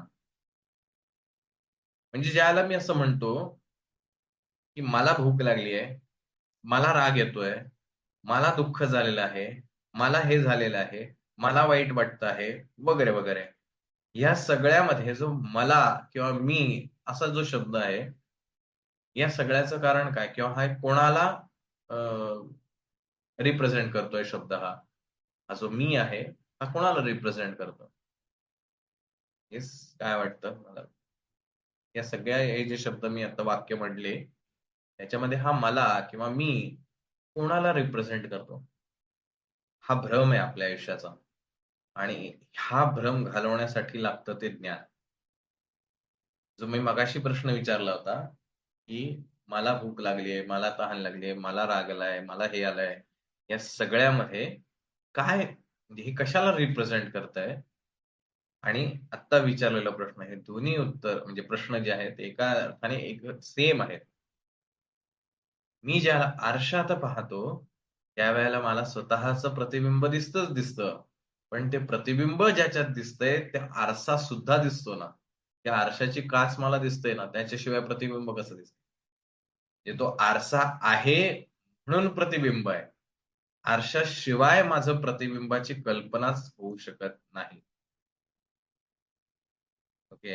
अल्पनाताई म्हणतायत आरसा मिथ्या आहे. आरसा कसा मिथ्या असेल? आरसा जर मिथ्या असेल तर आपलं प्रतिबिंब दिसूच शकत नाही. मिथ्या आपलं प्रतिबिंब आहे, आरसा नाही. रिपीट कराल का क्वेश्चन? दोन प्रश्न मी परत सांगतो. मी पहिला जो विचारला तो सांगतो आणि त्याला जे एक्झाम्पल दिलं ते सांगतो. पहिला प्रश्न असा होता, की ज्यावेळेला असं मी म्हणतो, की मला भूक लागली आहे, मला राग येतोय, मला झोप येते, मला व्हॉटएव्हर माझे इमोशन, माझे थॉट, माझ्या मनात हा विचार येतोय वगैरे, वगैरे. हे सगळं जेव्हा जेव्हा मी म्हणतो, त्यावेळेला मी कोणाला रिप्रेझेंट करतो म्हणजे हा शब्द जो आहे मी, मला, मी हा कोणाला रिप्रेझेंट करतो आणि त्याला एक्झाम्पल असं दिलं होतं, की मी ज्याला आरशासमोर उभे राहतो, त्याला मला काय दिसतं? ऑफकोर्स रिफ्लेक्शन आहे, प्रतिबिंब आहे आणि महत्वाचा आहे तो आरसा. विदाऊट आरसा मला माझं प्रतिबिंब दिसूच शकत नाही. पण जे आरशात दिसतंय, जसं तुम्ही सगळ्यांनी पहिलं उत्तर दिलं होतं, की तुम्ही सगळ्यांनी एकच उत्तर दिलं होतं, ते म्हणजे प्रतिबिंब. आरसा असून सुद्धा मला तो दिसत नाही. कारण मला दिसतं ते प्रतिबिंब. सेम वे ज्या वेळेला मी असं स्वतः म्हणतो, की मला हे झालंय, मला ते झालंय, मला ते वाटतंय, मला दुःख झालंय, मला राग आलाय, मला. या सगळ्या मलामध्ये एकच आहे, तो म्हणजे अहंकार. मन, बुद्धी, चित्त, अहंकार. सेल्फ आयडेंटिटी, स्वतःची असलेली ओळख, की मी, मी, मी ही जी ओळख आहे ती दिसतीये. पण ही सगळी ओळख दिसू कशामुळे शकते?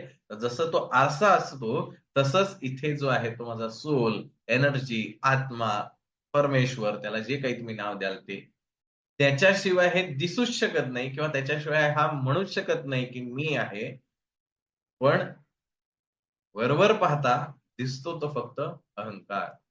परमेश्वर नाहीच. पण परमेश्वराशिवाय मात्र त्याला अस्तित्व अजिबात नाही. झिरो. और आत्मा, सोल, काय त्याला तुम्ही एनर्जी, व्हॉटएव्हर तुम्ही काही पण नाव देऊ शकता. कॉन्शियसनेस, सच्चित आनंद मधला सत्य ती गोष्ट आहे ती. त्याच्याशिवाय तो असूच शकत नाही. पण तो मात्र कुठंच दिसत नाही. बघा कशी गंमत आहे. त्याच्याशिवाय तो अस्तित्वातच नाहीये, पण तो मात्र कुठंच दिसत नाही. म्हणून ज्यावेळेला मी अज्ञानी आहे, जिथे भगवंतानी इथं जे म्हटलेलं आहे, की अज्ञानी लोक आसक्त कर्मामध्ये आसक्त राहून जी कर्म करतात, हे अज्ञानी म्हणजे कोण? जी त्या मलालाच खरं मानून चालले. त्या प्रतिबिंबाला जे खरं मानून चालले ती सगळे अज्ञानी आहेत. पण त्या अज्ञानामध्ये मी नाहीये का? तर मी आहे ना. मी म्हणजे तो परमेश्वर सोल. पण त्याच्याकडे कोणीच बघत नाहीये. दिसतोय तो फक्त त्या रिफ्लेक्शन मधल्या, त्या प्रतिबिंबामधला तो माणूस, जो की खरा नाहीये. पण त्यालाच खरं मानून चालू आहे. म्हणून ज्याला हा अहंकार असं आपण ज्याला म्हणतो, तर हा अहंकार टाकून देता येऊ शकतो का? तर नाही टाकून देता येऊ. म्हणजे एखादा सर्वज्ञानी माणूस, कोणताही संत असेल, तर तुम्ही म्हणाल की आता तो संत झाला ना, मग त्याला भूक लागायचे काही कारण नाही, कारण आता त्याचा अहंकार राहिलाच नाही, मी कुठे राहिलाच नाही. असं थोडी होणार आहे. त्याचं शरीर आहे, शरीर आहे म्हटल्यावर त्याला भूक लागणार, त्याला पाणी लागणार, तहान लागणार, श्वास लागणार, हवा लागणार, सगळं होणार. बरं तो माइंडलेस होऊ शकतो का? काय म्हणूया त्याला, मनविरहित वगैरे राहू शकतो का? नाही राहू शकत. त्याला पण मन असणार आहे, त्याला पण भावना असणार आहेत, त्याच्या मनात पण विचार येणार आहेत, सगळं होणार आहे. बट स्टील या दोघांमध्ये फरक असा आहे, अज्ञानी आणि ज्ञानीमध्ये. अज्ञानी जो आहे तो त्या प्रतिबिंबालाच खरं मानून चाललाय, आणि जो ज्ञानी आहे त्याला हे माहिती आहे की हे प्रतिबिंब जे आहे ते आरशाशिवाय असू शकत नाही. हे आरसा सत्य आहे. किंबहुना त्याही पलीकडे जाऊन म्हणायचं म्हटलं तर ज्या गोष्टीची प्रतिबिंब मला त्या आरशात दिसतोय तो व्यक्ती तोच खरा आहे, बाकी सगळं खोटं आहे. आणि म्हणून हे जे ज्ञानी लोक आहेत हे त्या परमेश्वराला प्रमाण मानून त्यांची कर्म करतात. भूक लागलीये त्या परमेश्वरासाठी जेवण करा म्हणून ते पोटासाठी जेवतच नाही. ते 2 घास जेवण जेवले तरी त्यांनी मनाने तृप्त होतात. आपण 4-4 वडापाव खाऊन सुद्धा शांत होतो. हा फरक आहे अज्ञानी आणि ज्ञानी मधला. अज्ञानी माणूस सुद्धा असंच म्हणतो की देव जगात अस्तित्वातच नाही. आणि ज्ञानी माणूसही असं म्हणतो की परमेश्वर हा असा काही मूर्तीमध्ये दिसतच नाही. दोघंही बरोबर बोलतायत. पण अज्ञानी माणूस ज्या रेफरन्सनी ते बोलतोय ती गोष्टच त्याला निराधार आहे. म्हणून त्याच्या गोष्टीला वेटेज येत नाही. जगातल्या अतिश्रीमंत व्यक्तीने असं म्हणावं की अरे पैशात सुख नसतं, कितीही मिळवलं तरी त्याच्यातनं सुख मिळत नाही, तर त्या गोष्टीला मान्यता मिळेल, त्या गोष्टीला आधार आहे. पण आपल्यासारख्या, माझ्यासारख्या गरीब माणसाने असं म्हणावं की पैशात काही नाही, तर तर तुम्ही म्हणा आधी तेवढे करोडो पैसे कमवा मग सांगा. तो माझ्या म्हणण्याला कोणी समाजात कोणी मान्यता देणार नाही. पण माझ्याकडे ती गोष्टच नाहीये ना, मी काय सांगणार आहे? हा फरक आहे ज्ञानी आणि अज्ञानी. म्हणून भगवंत इथे असं म्हणतो की कर्मात आसक्ती असणारे अज्ञानी लोक ज्या रीतीने कर्म करतात त्याच रीतीने आसक्ती नसलेल्या विद्वानानेही लोकसंग्रह करण्याच्या इच्छेने कर्म करावीत. त्यामुळे कर्म हे दोघांनाही तितकीच बांधील आहेत. म्हणून आता मी गीता शिकलेलो आहे, शिकत आहे, वाचत आहे, मला ह्या 4 गोष्टी समजतात, मी अजून ह्या 4-5 पोथ्या वाचलेल्या आहेत, आता मी इतरांसारखं जगू शकत नाही, मग स्वतः काहीतरी सेपरेट आहोत असं दाखवण्यासाठी वेगवेगळ्या गोष्टी करत राहणं, हे अज्ञानीपणाचं लक्षण आहे. अनेक जण असतात ना, गमतीशीर असतात लोक, की प्रचंड भूक लागली आणि एखादा पदार्थ काय, नाही मला नाही, ते आतल्या ईश्वराला खायचंय, मला थोडी खायचंय. खायचं तर ह्यालाच असतं, पण उगाच आपल्या देवाच्या नावावर ते ढकलायचं आणि ती गोष्ट साध्य करून घ्यायची. पैसे मला नाही लागत, त्याला लागतात, त्याच्यासाठी पैसे कमवायचे. सगळ्या सुखाचा उपभोग हा घेणार, पण नाव देवाचं ठेवणार. हा वरून वाटणारा ज्ञानी आतून ढोंगीच राहतो. तर स्वतः कधीच असं म्हणत नाही की मला स्वतःसाठी पैसे द्या, पण तो अच्छा या या गोष्टीसाठी पैसे द्या आणि सगळ्याचा उपभोग घेणारा तोच असतो. हे नाव देवाचं, पण सगळा उपभोग स्वतःसाठी. का? कारण तो आसक्त आहे, त्या गोष्टींमध्ये अडकलेला आहे. एखादा ज्ञानी व्यक्ती, त्याला तुम्ही, आपण स्वामी महाराजांचं उदाहरण माहिती आहे आपल्याला. महाराजांची ज्यावेळेला परीक्षा घेण्यासाठी तो विद्वान आला, त्याला तो म्हणला की हा संन्यासी स्वतःला म्हणतो आणि ह्याला कशाला गादी वगैरे हवी आहे. महाराज म्हणले मी दगडावर सुद्धा झोपतो. तो ज्ञानी असतो, त्याला कुठल्याही गोष्टीची आसक्ती नसते, तो जे आहे त्याच्यामध्ये ती गोष्ट स्वीकारतो. जे काही महाराज झोपले नाहीत का, महाराज गादीवर बसले नाहीत का, महाराजांनी राजभोग घेतला नाही का, सगळं घेतलं, पण ते आसक्त नव्हते. लोकसंग्रह करण्याच्या दृष्टीनं ती केलेली कर्तव्य आहे. परमेश्वर का कर्म करतो? यासाठी. कारण तो जे करणार आहे त्याला लोक फॉलो करतात. त्यांनी जर चुकीचं कर्म केलं, लोक तसेच वागतील. मग जेव्हा लोकसंग्रह होईल त्यानंतर त्यांना 4 गोष्टी शिकवता येईल. लोकसंग्रह करण्याच्या साठी म्हणजे इथनं उठून हिमालयात जायचं, ध्यान धारणा करत बसायची चांगली गोष्ट आहे. समाजाला काय उपयोग? समाजाला उपयोग करून द्यायचा असेल तर लोकसंग्रह करावाच लागेल आणि त्या लोकांसमोर चांगलं वागावं लागेल, तेव्हा त्यातली 4 लोक का होईना चांगली वागतील. म्हणून परमेश्वराला कर्म करावं लागतं. त्यामुळे परमेश्वर हा सातत्याने कर्म करत राहतो, आपल्यामधूनच कर्म करतो, आपल्या शरीराच्या माध्यमातूनच कर्म करतो. सगळ्या काही गोष्टी आपल्या माध्यमातून होत राहतात, म्हणून स्वतःचा विकास होणं गरजेचं आहे. आता शेवटचा आणि अत्यंत महत्वाचा श्लोक. वेळ किती राहिला आपल्याकडे? 5 मिनिटात घेऊया आपण.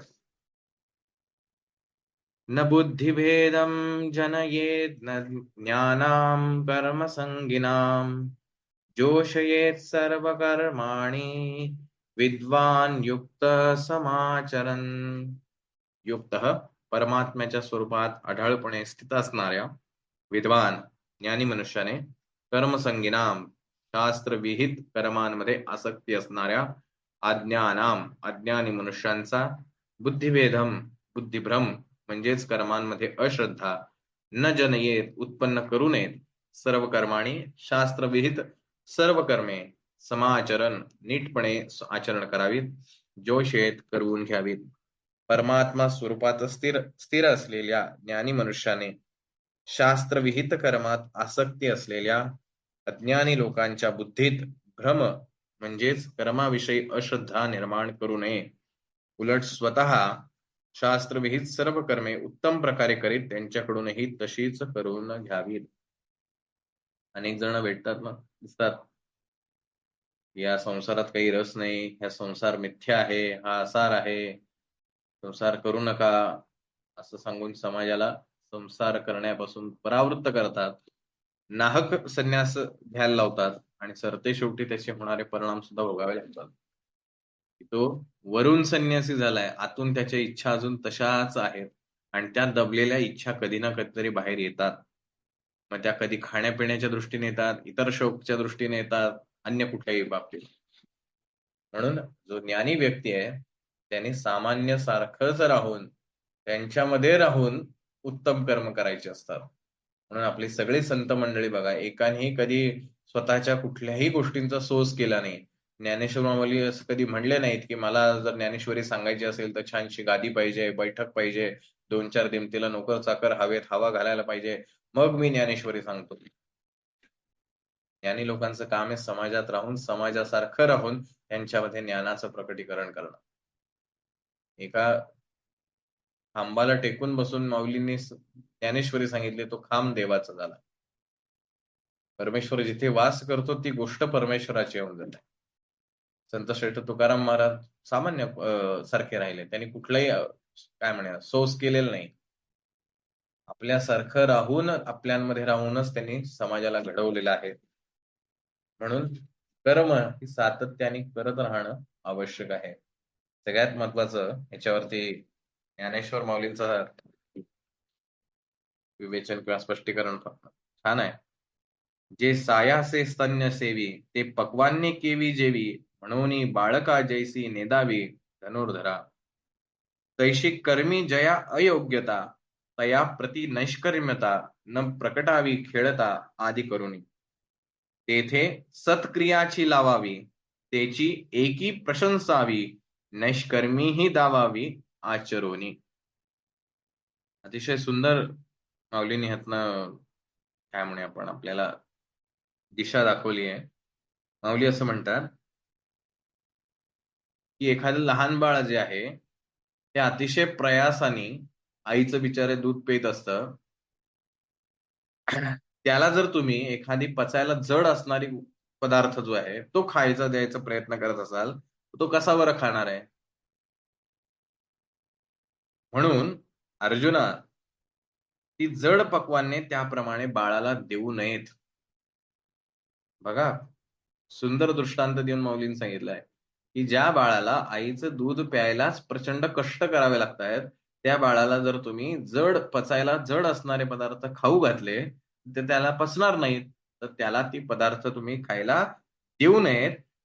त्याचप्रमाणे आता फार महत्वाचं माऊली सांगतायत, शास्त्र संमत कर्मे करण्याची ज्यांची योग्यता नाही, त्यांना कर्मच नीट करता येत नाहीत.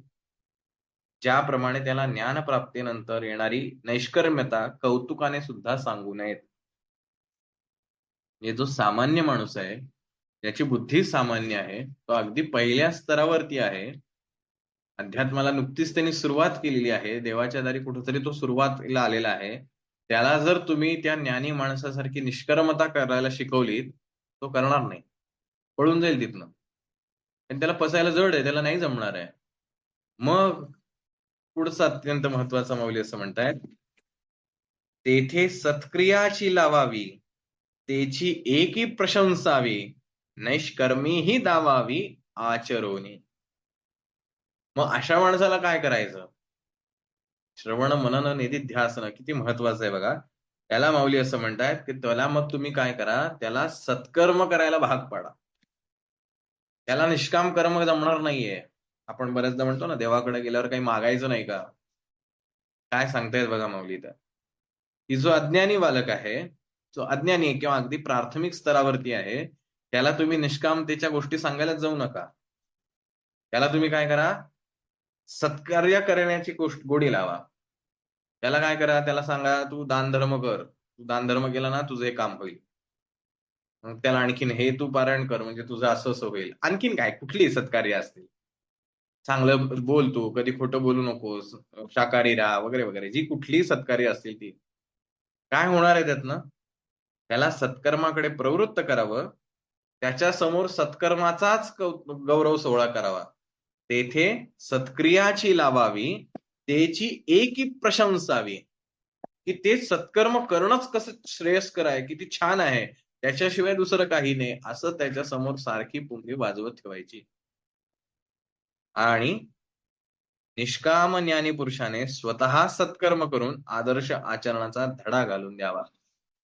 हा जो ज्ञानी सत्पुरुष आहे यांनी काय करावं, स्वतः सत्कर्म करून त्याच्या समोर तो वस्तुपाठ घालून द्यावा किंवा त्याच्या समोर ती आदर्श निर्माण करावा, की बघ बाबा सत्कर्म करत राहा. आता हेच म्हणजे इनिशियल लेवलवर येतो, अजून प्राथमिक अवस्थेमध्ये आहे त्याची बुद्धी. त्याची चित्तशुद्धी अजिबात नाही. अगदी सुरुवात झाली कुठेशी आत्ताशी त्याच्या मनात तो अंकुर फुटलाय. लगेच त्याला जड काही द्यायचं नाहीये. त्याला पहिले गोडी लावा. गोडी लावण्यासाठी काय त्याच्याकडनं सत्कर्म करून घेत राहा. त्याला म्हणजे देवळात आलाय, कशासाठी आला रे? नाही, ते प्रसाद खायला आला. येऊ दे की. बऱ्याचदा आपल्याला असं वाटतं, हा बघा नुसताच प्रसाद खायला येतोय. अहो तो पहिल्या स्तरावर आहे ना. आज प्रसाद खाईल, उद्या खाईल, 10 दिवस खाईल, 15 दिवस खाईल, 16व्या दिवशी तरी म्हणेल, "अरे ज्या देवाचा प्रसाद खातो त्या आतमध्ये जाऊन देवाला तरी भेटून यावं." 1 वर्षानंतर म्हणेल, 2 वर्षानंतर म्हणेल, 5 वर्षानंतर म्हणेल, म्हणेल तरी. बरं एकदा दर्शनाला आला, छान वाटलं असेल त्याला, तर म्हणेल तरी, "ठीक आहे, ज्या देवाकडे आलोय, ज्याचा प्रसाद रोज खातो त्याची आरती तरी करावी." हळू-हळू, हळू-हळू त्याच्यात बदल होणार. जशी-जशी बुद्धी पुढे अपग्रेड होणार आहे, तसं-तसं त्याच्याकडे त्या गोष्टी होईल. हरकत काय? कोण कोणत्या गोष्टीने येते आणि म्हणून मागे आपण जे बघितलं, की प्रत्येक पोथ्यांमध्ये, स्तोत्रांमध्ये शेवटी फलश्रुती का देतात? या गोष्टींचं. की जो ज्ञानी आहे, ज्याला ज्ञानाची आसक्ती आहे, त्याच्यासाठी आहे, पहिलं दिलंय सगळं. पण जो प्राथमिक अवस्थेमध्ये कारण शेवटी पेपर सेट जेव्हा केला जातो परीक्षेचा, त्यावेळेला सर्व विद्यार्थ्यांचा विचार करून पेपर ठरवला जातो. सोपी उदाहरणं पण देतात, सोपे प्रश्न विचारले जातात, कठीण पण असतं, मध्यम कठीण पण असतं. सगळ्या काठिण्य पातळींचा विचार करून कारण सगळी मुलं पास तर व्हायला पाहिजेत.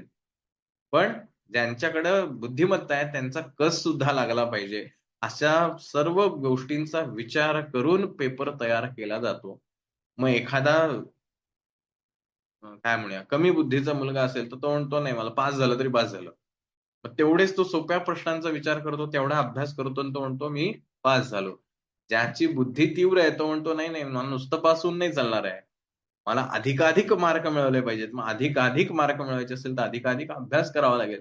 मग तो 70, 80, 90 पुढे जातो अजून अजून जास्ती, अजून जास्त. ह्यातनं काय होतंय? अजून अभ्यास करत जातो. अजून शिकतोय. पण जो सामान्य आहे, तो काय म्हणतो, "पास झालोय ना मी, बास झालं." त्याची शिक्षणाची गोडी जी आहे ती गेलेली नाही. जर तो नापास झाला असता, तो म्हणला, "जाऊ दे, आपल्याला काहीच येत नाही." हे जसं होतं, तसंच समाजातल्या प्रत्येक स्तरातल्या माणसाला ह्या प्रभात आणणं हे महत्वाचं आहे आणि म्हणून जो ज्या स्तरावर असेल, त्या स्तरावर त्याला नेत राहणं आणि आपण ज्या स्तरावरती आहोत, तिथून नेक्स्ट स्टेपला अपग्रेड व्हायला पाहिजे स्वतःला.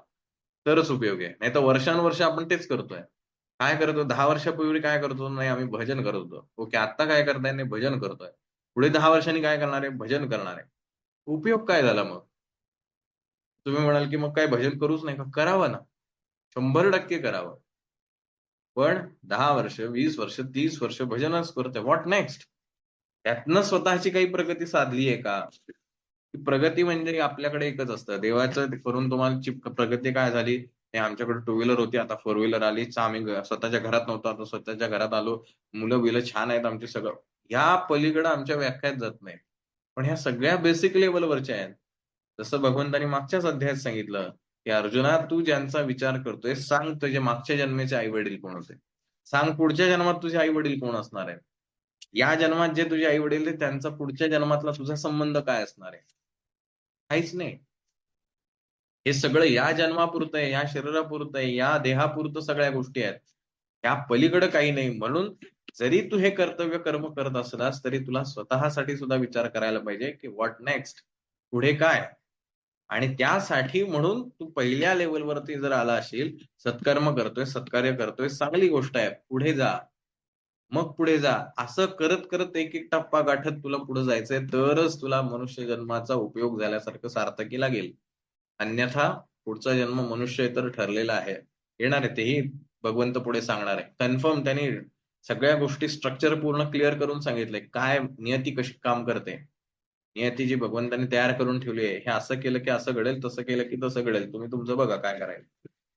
मी माझ्या आयुष्यात हे जे काही कर्म करतोय, हे सत्कार्य करत नसेल, तर मला पहिलं सत्कार्य करायला भाग पाडलं पाहिजे. मग आपल्याकडे बघा देवाच्या दारात ज्यावेळेला आपण जातो दर्शनाला, लहान मुलं जे असतात, त्या लहान मुलांच्या हातनं दानपेटीत पैसे टाकायला लावतो. हा संस्कार आहे. काय करतोय यातनं? सत्कार्य करण्यास त्या मुलाला विचार पेरतोय त्याच्या डोक्यामध्ये. तोच मुलगा हळू मोठा होतो, की तो स्वतःहून आता ते पैसे टाकायला लागतो. सत्कार्य करण्याची बुद्धी येते. मग हा मुलगा आणखीन विचार जर त्यांनी केला, तर तो म्हणतो, की "अरे, इथे पेटीत पैसे टाकतोय, ठीक आहे, इथे पण टाकतो, पण ते बाहेर भिकारी बसलेत ना, त्यांना सुद्धा देतो." त्यांनी विचार केला, सत्कार्यात वाढ केली. अजून पुढे जाईल, आणखीन काहीतरी विचार करेल, आणखीन पुढे विचार करेल. हळू-हळू, हळू तो पुढे जात राहतो. जर तो विचार करत असेल तर. तर तो वर्षानुवर्ष फक्त तेवढंच करत असेल, तर मग कुठेतरी स्टक झालंय आयुष्य, थांबलंय. म्हणून अपग्रेड होणं हे स्वतःला आवश्यक आहे.